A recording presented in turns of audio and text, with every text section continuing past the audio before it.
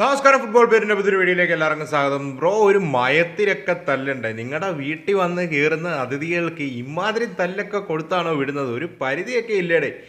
Emirates വന്ന് നമ്മുടെ സിമിയോണിയും പിള്ളേരും അല്ലേ, മാസ്റ്റർ ഓഫ് ഡാർക്ക് ആർട്സ് നമ്മൾ പറയുന്ന Simeone, current master of dark arts ആയ അർട്ടേറ്റ എന്നെല്ലാവരും ഇപ്പോൾ പ്രീമിയർ ലീഗിലെ മാസ്റ്റർ ഓഫ് ഡാർക്ക് ആർട്സ് എന്ന് പറഞ്ഞ് ഇപ്പം ട്രോൾ എന്നൊരു കോച്ചല്ലേ. സോ എൻ്റെ ഒരു ഒപ്പീനിയനിൽ എല്ലാവരും ഇതൊരു ഭയങ്കര പാർക്കിംഗ് ദ ബസ് ഗെയിം ആയിരിക്കും, അതായിരിക്കും ഇതായിരിക്കും എന്നൊക്കെ പറഞ്ഞു. ബട്ട് ഗെയിം കണ്ടവർക്കറിയാം മാൻ, ആർസണൽ ഈ സീസൺ എന്തുമാത്രം അസ് എ ടീം ഇമ്പ്രൂവ് ആവുന്നുണ്ടെന്ന് ഇന്നലത്തെ മാച്ച് കണ്ടാൽ നിങ്ങൾക്ക് മനസ്സിലാവും. 4-0.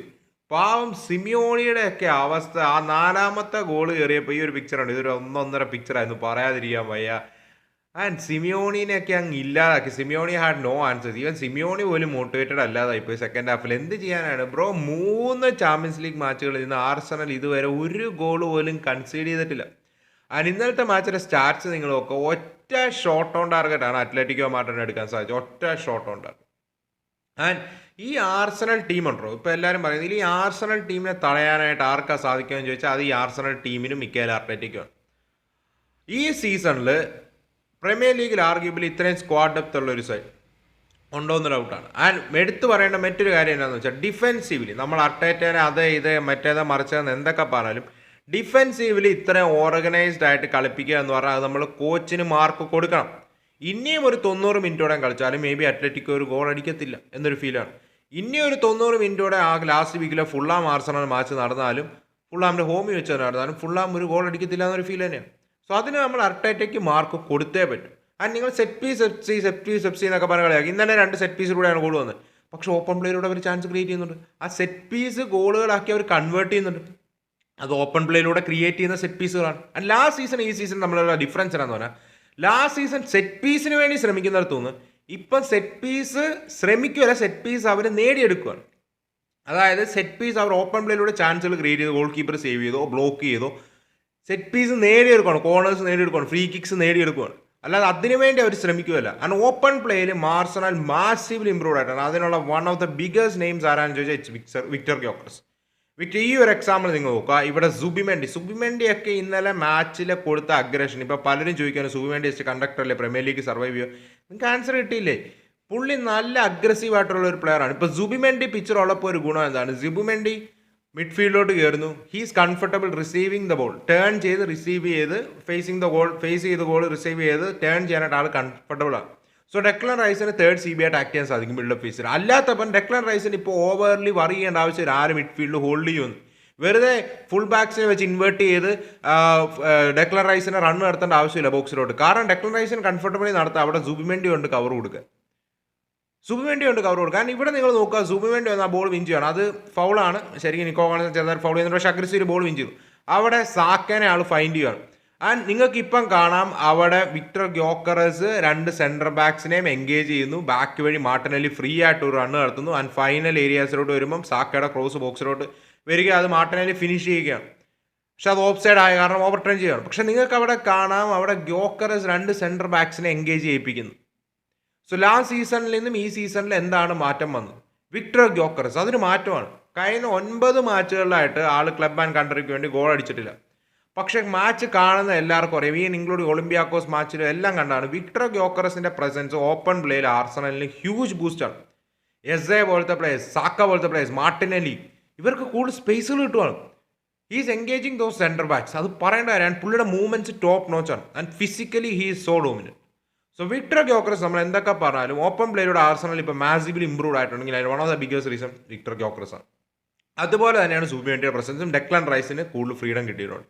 അതുപോലെ തന്നെ എടുത്തു പറയേണ്ട കാര്യമാണ് ടിംബർ പോലത്തെ പ്ലെയറിനൊക്കെ കംഫർട്ടബിളി ഗെയിം ഡിക്റ്റേറ്റ് ചെയ്യാൻ സാധിക്കുന്നുണ്ട്. കംഫർട്ടബിളി ലാസ്റ്റ് സീസൺ അപ്പോൾ ഇൻവേർട്ട് ചെയ്ത് ഹോൾഡ് ചെയ്യണമെന്നില്ല. If there is space they can attack. Hold ചെയ്യാൻ അവിടെ സുബിമെൻഡിയുണ്ട്.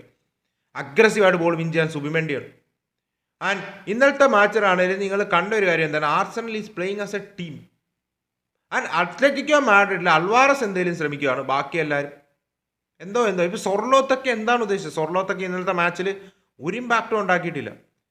ഫസ്റ്റ് ഹാഫ് 0-0 നിൽക്കുന്നു. Okay, Arsenal were the dominating side. പക്ഷേ അത്ലറ്റിക്കോയ്ക്ക് 1-2 ഹാഫ് ചാൻസ് കിട്ടിയില്ല. അതിൽ ഒന്ന് റയ ഗിഫ്റ്റ് ചെയ്തൊരു ചാൻസാണ്. നിങ്ങൾക്ക് ഇപ്പം കാണാം റയ കയറി വരുന്നു, അനാവശ്യമായിട്ട് ബോൾ കയറി വരികയാണ്. ആ കോർണർ ത്രോ ക്വിക്ലി എടുക്കുന്നു. ആൻഡ് അൽവാറസിൻ്റെ ഷോട്ട് ജസ്റ്റ് വൈഡ് പോവാണ്. റയ കൊടുത്ത ഒരു ചാൻസ്. പിന്നെ സെക്കൻഡ് ഹാഫിൽ അൽവാറസിൻ്റെ ഒരു കിടിലൻ ഷോട്ട് ഉണ്ടായിരുന്നു ബാറി തട്ടിപ്പോയത്. ആ ഒരു 2 മൊമെന്റ്സ് ഒഴിച്ച് നിർത്തിയാൽ അത്ലറ്റിക്കോ കാര്യമായിട്ട് ഒന്നും ചെയ്തിട്ടില്ല ഈ മാച്ച്. അതെടുത്ത് പറയേണ്ട കാര്യമാണ്. ആൻഡ് അൽവാറസ് ഇടയ്ക്ക് ഒറ്റയ്ക്ക് കിടന്ന് ഫ്രണ്ടിൽ കിടന്ന് പൊരുതുന്ന പോലെ ഒരു ഫീലാണ്. ഒരു സപ്പോർട്ടും ടീമേറ്റ്സിനെ കിട്ടിയില്ല. ഇന്നലെ overall team was bit down. ഇപ്പം ഗിമിനസ് ആയിരുന്നു CBI സ്റ്റാർട്ട് ചെയ്തത്. First half Atletico defensively was good. എങ്ങനെയൊക്കെയോ ഹോൾഡ് ചെയ്യുന്നുണ്ടായിരുന്നു. ഡിഫെൻസീവ്ലി ആയിരുന്നു നന്നായിട്ട് കളിച്ചു. ആദ്യത്തെ മിനിറ്റുകളിൽ തന്നെ നമ്മൾ കണ്ടു എസയുടെ ഒരു ബോൾ റിലീസ് ചെയ്യുന്നു സാക്കയിലോട്ട്. സാക്ക ആണെങ്കിൽ റൺ നടത്തുന്നു. അത് ഒബ്ലാക്ക് വന്ന് സേവ് ചെയ്യുന്ന സിനാരിയോ ഒക്കെ നമ്മൾ കണ്ടു. പക്ഷേ എടുത്തു പറയേണ്ട കാര്യം എന്താണെന്ന് വെച്ചാൽ അത്ലറ്റിക്കോ ഡിഫെൻസീവ്ലി കുറച്ച് ഓർഗനൈസ് ആയിരുന്നു ഫസ്റ്റ് ഹാഫ്. പക്ഷേ സെക്കൻഡ് ഹാഫിലോട്ട് വന്നപ്പോൾ കംപ്ലീറ്റ്ലി അത്ലറ്റിക്കോയുടെ കയ്യിൽ നിന്ന് പോയി. അതാണ് ആർസണലിൻ്റെ സ്ട്രെങ്ത്. ആർസണൽ എങ്ങനെയാണ് ഓപ്പൺ ചെയ്യുന്നത്? സെറ്റ് പീസിലൂടെയാണ്. ഡെക്ലൻ റൈസ് എടുക്കുന്ന ഒരു ഫ്രീ കിക്ക്, ഒരു 1.5 ഫ്രീ കിക്ക് ആണ്. അവിടെ ഗബ്രിയലിനെയൊക്കെ ഫ്രീ ആയിട്ട് വിടുവാണ്. ഗബ്രിയൽ വന്ന് ഹെഡറിലൂടെ അത് സ്കോർ ചെയ്ത് 1-0 ആക്കുകയാണ്. അതിന് എടുത്തു പറയേണ്ട ഗബ്രിയൽ എടുത്ത് പറയേണ്ട ഒരു നെയിമാണ് ഗബ്രിയൽ. എൻ്റെ അഭിപ്രായത്തിൽ വേൾഡ് ഫുട്ബോളിലെ ഏറ്റവും ബെസ്റ്റ് CB ആയിരുന്നു. ഈസ് എ നാച്ചുറൽ ലീഡർ, അന്യായ ലീഡറാണ്. ഓൺ ദ ബോൾ ടോപ്പാണ്. സെറ്റ് പീസിൽ ഗബ്രിയലിന് അത്രയും ഡേഞ്ചർ ഉള്ള ഒരു പ്ലെയർ ഇപ്പം വേൾഡ് ഫുട്ബോളിൽ ഉണ്ടോ എന്ന് തന്നെ ഡൗട്ടാണ്. അമ്മാതിരി ഡേഞ്ചറാണ് ക്രിയേറ്റ് ചെയ്യുന്നത്. ആൻഡ് നമുക്കത് മാർക്ക് കൊടുത്തേ പറ്റൂ ഗബ്രിയലിന്. എല്ലാ സിറ്റുവേഷൻ ഇന്നലെ അത്ലറ്റിക്കോയുടെ പോർ പീസ് ഓഫ് ഡിഫെൻഡിങ് ആണ് 100% ഗബ്രിയലിനെ അവിടെ ഫ്രീ ആക്കിയത്. പക്ഷേ സ്പേസ് പുള്ളി ക്രിയേറ്റഡ് ആക്കുവാണ്. ആൻഡ് ഡെക്ലൻ റൈസിൻ്റെ ബോൾസ് എല്ലാം അടിപൊളിയാണ്. ഒരു രക്ഷയില്ല. ഡെക്ലൻ റൈസ് എസ്പെഷ്യലി ഒരു 13 മിനിറ്റ് സ്പെല്ലിനാണ് ഈ 4 ഗോൾ സെക്കൻഡ് ഹാഫിൽ വരുന്നത്. ആ ഒരു സ്പെല്ലിൽ ഡെക്ലൻ റൈസ് ഒക്കെ കിട്ടില്ല പെർഫോമൻസ് ആയിരുന്നു, ഒന്നും പറയാനില്ല. 1-0 ലീഡ് എടുക്കുന്നു. ആൻഡ് രണ്ടാമത്തെ ഗോൾ ഗെയിമിൽ വരുന്നത് നിങ്ങൾക്ക് നോക്കാം. അത് അവിടെ ലൂയിസ് കെല്ലി ബോളുമായിട്ട് പ്രോഗ്രസ് ചെയ്യാണ്. ഡ്രിബിൾ ചെയ്ത് ലൂയിസ് കെല്ലി കയറുവാണ്. നിങ്ങൾക്ക് ഇപ്പം കാണാം അവിടെ ഗാലഗറിനെ ഫൗൾ ചെയ്യാൻ ഓപ്ഷൻ ഉണ്ടായിരുന്നു, ലോറൻറ്റയ്ക്ക് ഫൗൾ ചെയ്യാൻ ഓപ്ഷൻ ഇല്ല. ലൂയിസ് കെല്ലി ഡ്രിബിൾ ചെയ്ത് കയറുന്നു. അവിടെ റൈറ്റ് വെയിറ്റേജിൽ മാർട്ടിനെല്ലിയുടെ കാലിലോട്ട് ബോൾ ഇട്ട് കൊടുക്കുകയാണ്. ആൻഡ് മാർട്ടിനെല്ലിയുടെ ഒരു 1.5 ഫിനിഷ്, ഒന്നും പറയാനില്ല. Super finish from Martinelli. And അവിടെ ലൂയിസ് കെല്ലിക്ക് നമ്മൾ മാർക്ക് കൊടുക്കണം. ഇപ്പം കാലിഫോറിയാണ് ലീഗിൽ പല മാച്ചുകളും സ്റ്റാർട്ട് ചെയ്യുന്നത്. പക്ഷേ ലൂയിസ് കെല്ലി സ്റ്റാർട്ട് ചെയ്യുമ്പോൾ ഈ സീക്വലി കൂടി ഇവൻ മോർ ദാൻ ഇമ്പ്രസ് ചെയ്യുന്നുണ്ട്. അവിടെ ആ സെൻട്രൽ സോൺസിൽ ആൾ ഇൻവേർട്ട് ചെയ്തിട്ട് കംഫർട്ടബിളി ഡ്രിബിൾ ചെയ്ത് കയറുവാണ്.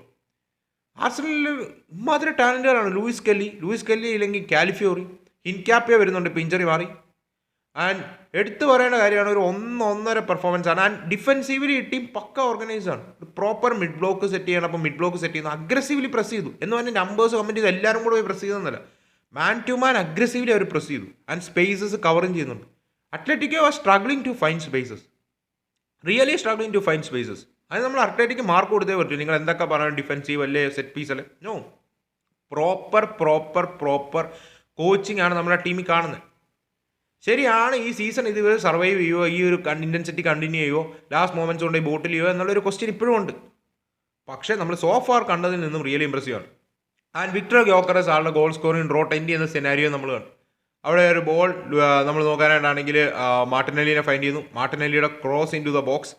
അവിടെ എസെ എടുക്കുന്ന ഷോട്ടാണെന്ന് തോന്നുന്നു. അത് നേരെ എങ്ങനെയൊക്കെയോ ഇടിച്ച് ഗ്യോക്കറസിൻ്റെ കാലിൽ താൻ ഗ്യോക്കറസ് ഫിനിഷ് ചെയ്യുന്നു. അതൊരു സ്ക്രാപ്പി ഫിനിഷാണ്. പക്ഷേ എന്നാലും 3-0 ആക്കുകയാണ്. ആർസണൽ ക്രിയേറ്റഡ് ആ ഒരു 1.5 പാസ്സായിരുന്നു സൂമേണ്ടിയുടെ ആണെന്ന് തോന്നുന്നു. ആ ഒരു pass first to find Martinelli. അതിനുശേഷമാണ് 4ാമത്തെ ഗോള് കോർണറിലൂടെ വരുന്നത്. Another set piece goal. Corner Declan റൈസിന് വരുവാണ്. ഗബ്രിയൽ ബാക്ക് പോസ്റ്റിൽ വീണ്ടും ഫ്രീ ആയിട്ട് നിൽക്കുന്ന ആളാണെങ്കിൽ ഇൻസൈഡിലോട്ട് ബോൾ ഇടുന്നു. അത് ഗ്യോക്കറസ് ആളുടെ 1.5 ഫിനിഷ് ആയിരുന്നു. നിങ്ങൾക്ക് കാണാം, എനിക്ക് എല്ലാ ഭാഗമായിട്ട് ഫിനിഷ് ചെയ്യാൻ അറിയാടാന്ന് പറഞ്ഞ് ഗ്യോക്കറസിൻ്റെ ഒരു ഫിനിഷ്. 4-0 മാൻ. 4-0 ആയതിനു ശേഷമാണ് ആ ഒരു ഇമേജ് നമ്മൾ കണ്ടതല്ലേ. സോ മാൻ, ഒരു 1.5 മാച്ചായിരുന്നു. 4-0 comfortable victory for Arsenal.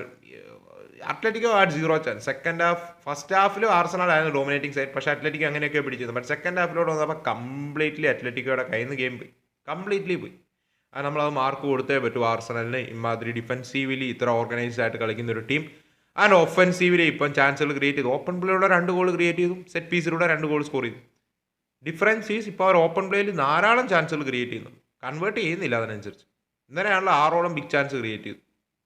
And എടുത്തു പറയേണ്ട കാര്യം എന്താണെന്ന് വെച്ചാൽ ഇതിൽ ആർസണലിൽ ഇനിയും പ്ലേയേഴ്സ് വരാനുണ്ട്. ഹിൻക്യാപ്പി ഇഞ്ചുറിമാർ വരാനുണ്ട്, ഹാവേർട്സ് വരാനുണ്ട്, ഒഡിഗാർഡ് അവരുടെ ക്യാപ്റ്റൻ വരാനുണ്ട്, മാഡുവൊക്കെ ഇഞ്ചറാണ്, ആൾ വരാനുണ്ട്.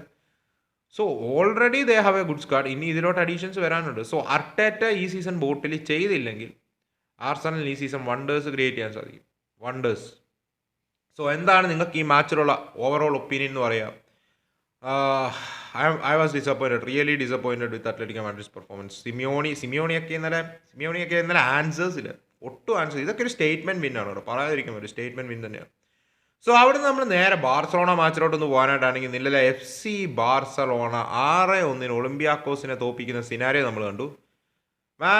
സ്കോർ ലൈൻ 6-1 ആണെങ്കിലും ഉള്ളത് പറയാലോ, I'm not too much confident El ക്ലാസിക്കോയിലോട്ട് പോകുമ്പം. കാരണം ഇന്നലത്തെ മാച്ചിൽ റാഷ്ഫർഡിനെയാണ് നമ്മൾ സെൻറ്റർ ഫോർവേഡായിട്ട് സ്റ്റാർട്ട് ചെയ്തത്. ഫെർമിൻ ലോപ്പസ് തിരിച്ച് ടീമിലോട്ട് വന്നു, ഡ്രൂ ഫെർണാണ്ടസ് വന്നു, അതുപോലെ തന്നെ യമാലും സ്റ്റാർട്ട് ചെയ്തു. ആൻഡ് കസാഡോ ആണ് ഇതിനെ മിഡ്ഫീൽഡ് പെട്രിയോടൊപ്പം സ്റ്റാർട്ട് ചെയ്തത്. ആൻഡ് ഇന്നലത്തെ മാച്ചിൽ നിങ്ങൾക്ക് ഇപ്പം കാണാം, നമ്മുടെ ഇപ്പോഴത്തെ one of the biggest issue ആദ്യത്തെ മിനിറ്റുകളിലെ മിസ് പാസ്. കുബാർസി മിസ് പാസുകൾ നടത്തുന്നു, എറിക് ഗാർഷ്യ മിസ് പാസുകൾ നടത്തുന്നു. ഷെസ്നിയുടെ കാലിലോട്ട് ബോൾ പോയാൽ അടിച്ച ഒപ്പോണൻ്റെ കാലിലോട്ട് കൊടുക്കുകയാണ്, അത് പറയാതിരിക്കാൻ പറ്റുക. ഷെസ്നി എന്താ ഉദ്ദേശിക്കുന്നത് എനിക്ക് യാതൊരു ഐഡിയ ഇല്ല. ആൻഡ് എടുത്തു പറയേണ്ട കാര്യം ഇപ്പം നിങ്ങൾക്ക് കാണാം, മീമിലെ 12ാം സെക്കൻഡിൽ ബാൾഡയുടെ കാലിൽ ബോൾ, ബാൾഡയുടെ ഒരു മിസ് പാസ് അവരുടെ പ്ലെയറിൻ്റെ കാലിലോട്ട് പോകുന്നു, പോഡൻസിൻ്റെ ഒരു ഷോട്ട് എടുക്കുന്നു, ഷെസ്നി സേവ് ചെയ്യുന്നു. ഇത് സ്ഥിരമാണ്, ഈ ആദ്യത്തെ മിനിറ്റുകളിൽ ഇതിപ്പോൾ സ്ഥിരമാവുകയാണ്. എല്ലാ പ്ലേയേഴ്സും ഇങ്ങനെ മിസ് പാസുകൾ നടത്തുകയാണ്. അയാളാണോ എന്താ ഉദ്ദേശിക്കുന്നത്. പിന്നീട് പതുക്കെ നമ്മൾ ഗെയിമിലോട്ട് വന്നു, ഡിഫെൻസീവ്ലി നമ്മൾ കുറച്ച് ബെറ്ററായി. ആൻഡ് ഈ മാച്ചിൽ നമ്മൾ അപ്പ് ഫ്രണ്ട് കണ്ട ഒരു വ്യത്യാസം എന്താണ്, ഫെർമിനും ഡ്രൂ ഫെർണാണ്ടസും സ്റ്റാർട്ട് ചെയ്ത് കുറച്ചുകൂടെ ബെറ്റർ ആയിരുന്നു. നമ്മുടെ കൗണ്ടർ പ്രസ് കുറച്ചും കൂടെ ബെറ്റർ ആയിരുന്നു, പറയാതിരിക്കാൻ വയ്യ. We were better overall.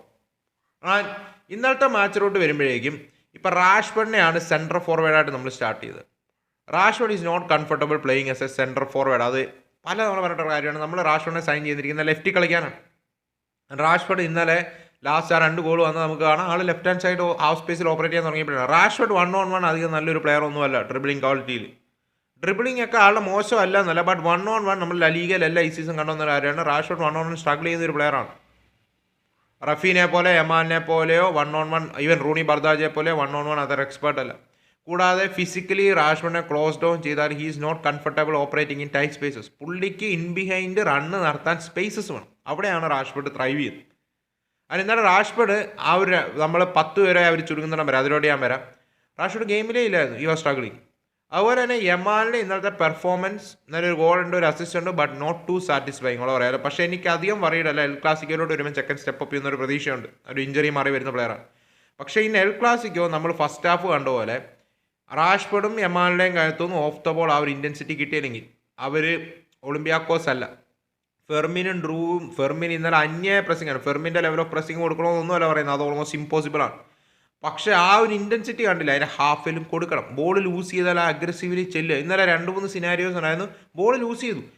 ഫെർമിനും ആ ഗോൾ കീപ്പറും അല്ല, ഫെർമിനും അവരുടെ ആ പ്ലെയർ തമ്മിൽ നല്ല ഡിസ്റ്റൻസ് ഉണ്ട്. പക്ഷേ ഫെർമിൻ എന്നാലും ഓടിച്ചെന്ന് അങ്ങോട്ട് ചാടുകയാണ്, ടാക്കിൾ ചെയ്യാനായിട്ട് ഓടിച്ചാടുകയാണ്. അപ്പോൾ തന്നെ അവരുടെ പ്ലെയർ ഡിസ്റപ്റ്റ് ആവും, അവരുടെ പ്ലെയർ പാനിക്ഡ് ആവും. ഓക്കെ, അങ്ങ് ദൂരെ നല്ല പ്ലെയർ വരുന്നത്, അയ്യോ ഒരുത്തം പ്രസ് ചെയ്യാൻ പറ്റുന്നത്, എത്രയും പെട്ടെന്ന് ബോൾ റിലീസ് ചെയ്യണമെന്ന് പറഞ്ഞു. അതേസമയത്ത് അവൻ ദൂരെയാണ്, അങ്ങോട്ട് ഓടിയിട്ട് കാര്യമില്ലെന്ന് പറഞ്ഞ് അവിടെ നിൽക്കുവാണെങ്കിൽ, അതാണ് ഇപ്പോൾ റാഷ്ഫോർഡിൻ്റെ യമാലിൻ്റെ ഒരു കുഴപ്പം. അവിടെ നിൽക്കുക, ഡിസ്റ്റൻസ് അത് വിൻ ചെയ്യും ഓൾമോസ്റ്റ് ഇമ്പോസിബിൾ ആണ്. പക്ഷേ നമ്മൾ ആ ഒരു അഗ്രഷൻ കാണിക്കും. ലാസ്റ്റ് സീസൺ എന്താണ് യമാല അഗ്രഷൻ കാണിച്ചു, റഫീനെ എപ്പോഴും കാണിക്കും, റഫീനും ഫെർമിനും ഫെറാൻഡോസും എപ്പോഴും അഗ്രഷൻ കാണിക്കും. സോ എന്ത് ചെയ്യും, ഇപ്പം നിങ്ങളാണെന്ന് ഓർക്കുക, നിങ്ങൾ കളിക്കുവാണ് പിച്ചിൽ, നിങ്ങളുടെ അടുത്തോട്ട് ഒരു പ്ലെയർ നല്ല ഡിസ്റ്റൻസിൽ നിന്നാണ് ഓടി വരുവാണ്, പെട്ടെന്ന് അവൻ്റെ അഗ്രസീവ് റൺ ഉണ്ടല്ലോ, ഓടി വന്നിട്ട് അവൻ ചാടുന്ന പോലെ ഒരു ഫീൽ വരുവാണെങ്കിൽ നിങ്ങൾ അല്ല, അതേസമയം അവൻ അവിടെ നിൽക്കുവാണ്, ഓക്കെ അവൻ വരുന്നില്ല, അവൻ പ്രസ് ചെയ്യുന്നില്ല, അങ്ങനെ ഒരു സിനാരിയോ ആണ്, നിങ്ങൾക്ക് പിച്ചൊന്ന് സ്കാൻ ചെയ്തിട്ട് കറക്റ്റായിട്ട് പാസ് റിലീസ് ചെയ്യും. അതേസമയത്ത് അവൻ ഓടി വരുവാണെങ്കിൽ നിങ്ങളുടെ അടുത്തല്ലെങ്കിലും അവൻ അവൻ പ്രസ് വരുന്നുണ്ട്, എത്രയും പെട്ടെന്ന് ബോൾ റിലീസ് ചെയ്യണമെന്ന് പറഞ്ഞാൽ നമ്മൾ ചിലപ്പോൾ മിസ് പാസ് നടത്താം, അല്ലെങ്കിൽ ക്ലിയർ ചെയ്യും, പാനിക് ഡൗൺ, ആ റൈറ്റ് പാസ് ചിലപ്പോൾ നടത്തത്തില്ല. സോ അതാണ് വേണ്ടത്, അതാണ് ഹാൻസി ഫ്ലിക്കിന് വേണ്ടത്, നമ്മൾ കൗണ്ടർ പ്രസ് എന്നതിലൂടെ ഉദ്ദേശിക്കുന്നത്.